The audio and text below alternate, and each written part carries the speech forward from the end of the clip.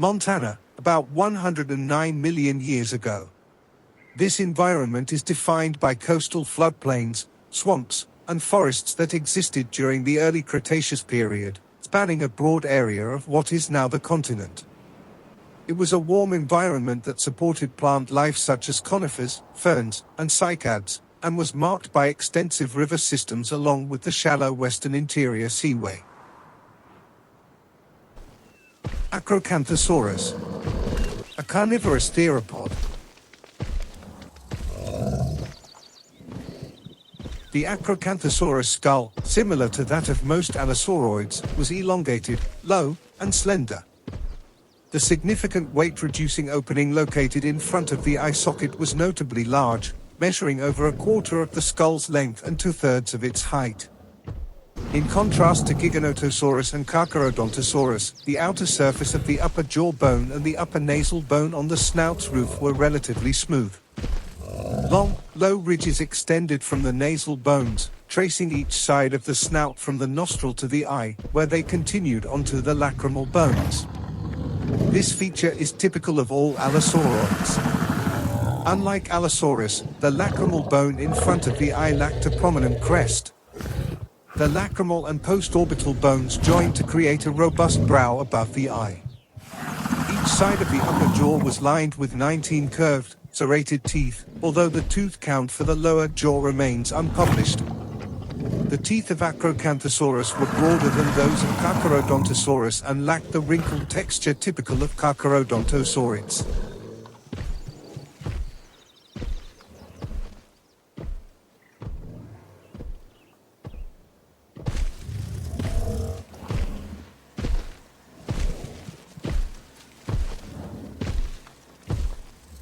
The brain exhibited a subtle S-shape, lacking significant expansion in the cerebral hemispheres, resembling a crocodile more than a bird. Acrocanthosaurus possessed large, bulbous olfactory bulbs, suggesting it had a keen sense of smell. The reconstruction of the semicircular canals in the ear, responsible for balance, indicates that the head was positioned at a 25 degrees angle below horizontal. This conclusion was reached by aligning the endocast so that the lateral semicircular canal was parallel to the ground, which is typically the case when an animal is in an alert stance.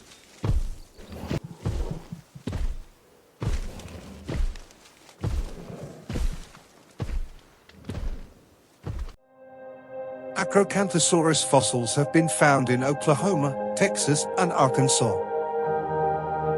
In 2022, researchers examined the bite force of Acrocanthosaurus and compared it with that of 33 other dinosaur species. The findings revealed that the bite force at the front of its jaws measured 8,266 newtons, whereas the estimated bite force at the back was 16,894 newtons. A study conducted in 2001 compared the Glen Rose footprints to the feet of several large theropods but could not definitively attribute them to a specific genus. The study did, however, observe that the tracks fell within the expected size and shape parameters for Acrocanthosaurus. Given that the Glen Rose formation is geographically and geologically close to the Antlers and Twin Mountains formations, and considering that Acrocanthosaurus is the only large theropod identified from those formations, the study concluded that Acrocanthosaurus was the most probable creator of the tracks.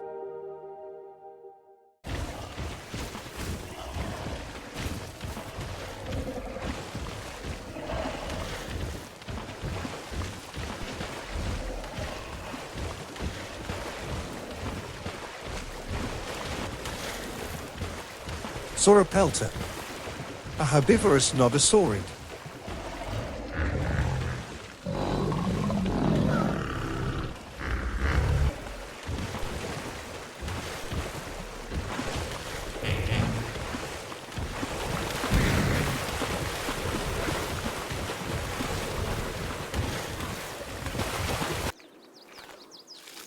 Sauropelta was a robust quadrupedal herbivore, measuring around 17 to 19 feet in length and weighing between 1.7 and 2.2 short tons.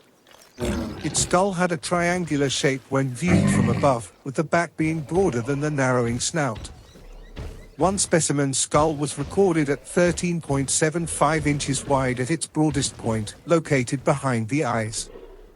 In contrast to some other nodosaurids, the skull's roof was notably flat rather than domed.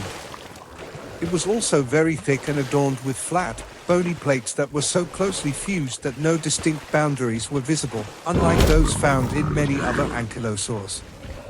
This characteristic might also be a result of preservation or preparation techniques. Similar to other ankylosaurs, thick triangular scuts extended from the postorbital bone, positioned above and behind the eyes, as well as from the jugal bone, located below and behind the eyes.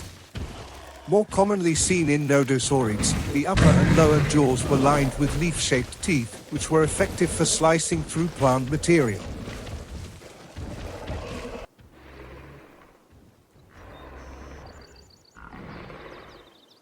The front portion of the skull remains unknown, but it likely featured a sharp bony ridge at the ends of both the upper and lower jaws, akin to other ankylosaurs. This ridge would have likely supported a keratinous beak.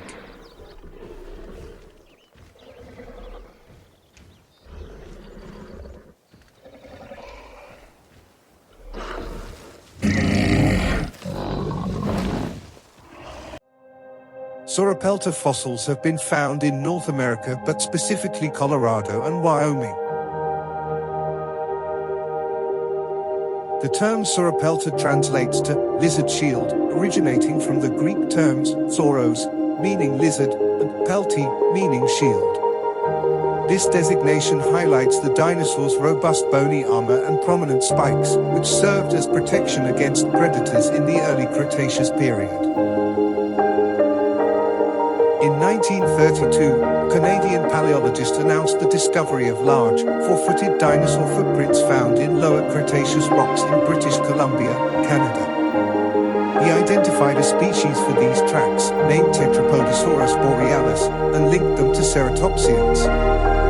However, in 1984, paleontologists re-evaluated the Tetrapodosaurus prints from British Columbia and contended that they were actually created by ankylosaurs instead of ceratopsians. Specifically, Carpenter determined that these tracks likely belonged to Sauropelta.